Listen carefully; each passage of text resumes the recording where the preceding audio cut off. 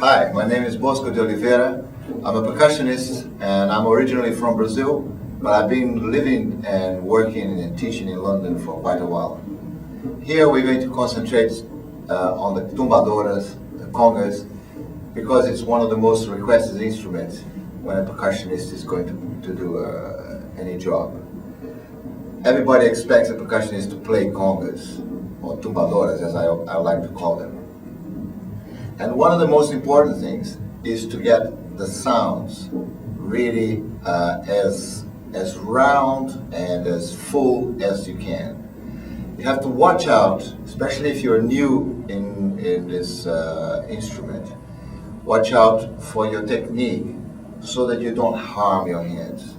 When you're playing drums with sticks, if you break them, you just get another one.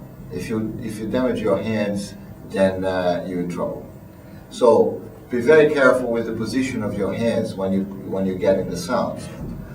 For the note of the drum, the open tone, as I call, you should keep your hands straight without tensing them too much. But just keep them straight and right on top of the drum. Be careful with your wrist so that it doesn't lower too much. If you lower your wrist, when you lift your hand, you're coming from behind the drum, and the first point of impact will be the edge, which is very hard, and it could damage your hand.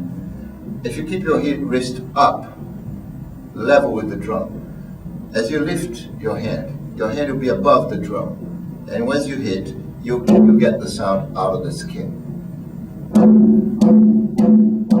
That's your open tone out there.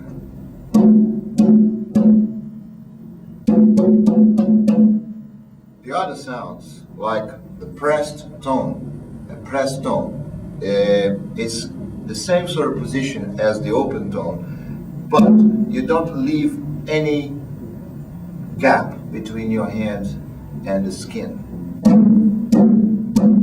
and you get the pressed tone. And with the hand on the same position on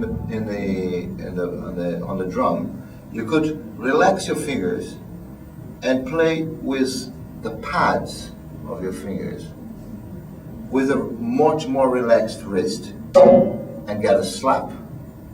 So you have three sounds with the hands on the same position.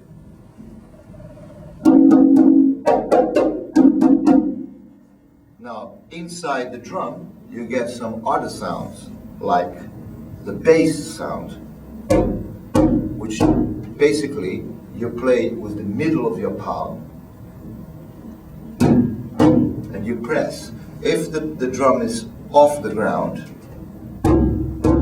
you get a bigger thud.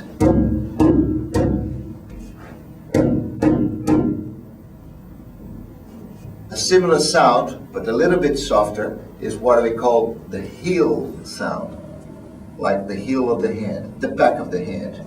So instead of the sound coming from the middle, it will come from slightly back.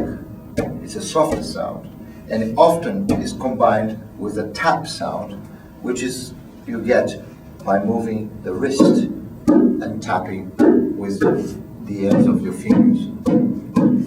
So you have this movement as opposed to that, which is the bass sound.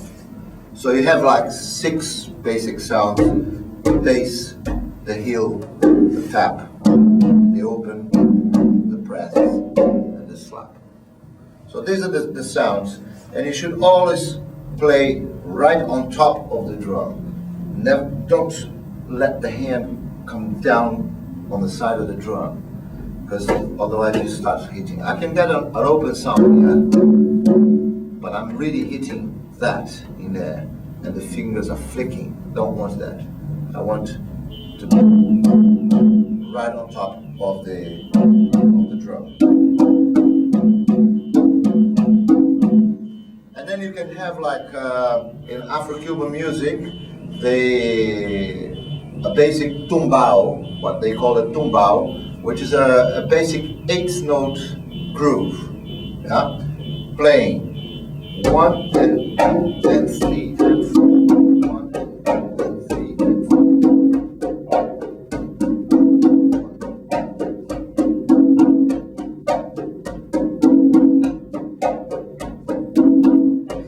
tap, slap, like a backbeat.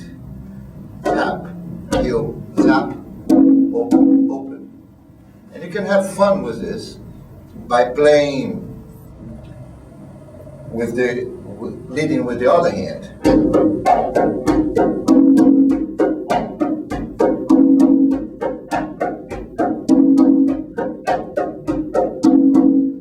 And then what you can do is, because you have a double stroke at the end of the phrase, the two open tones, you could play that as single strokes and change your hands, leading hand, like.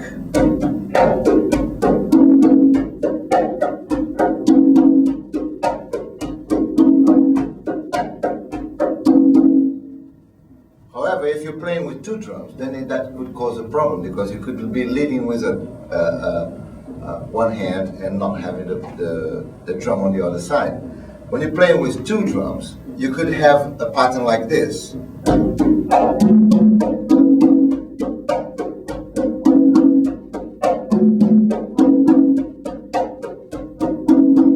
at one point, I just played two notes on the other drum. You could play that pattern inverted, starting with this.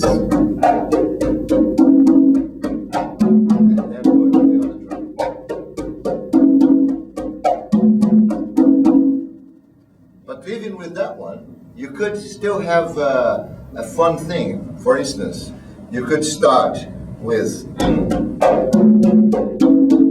but instead of playing the single strokes, when you play left hand, change your hand.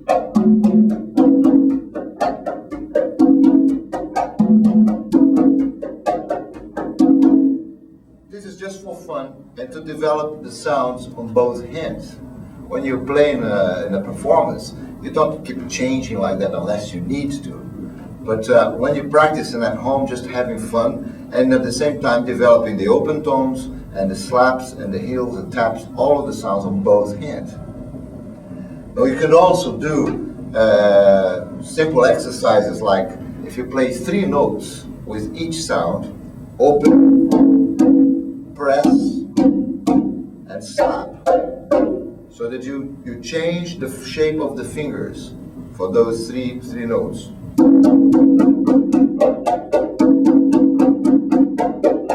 And if you play groups of three, you're changing the leading hand every time. So you just keep doing that, and you're going to do exactly the same number of sounds with each hand.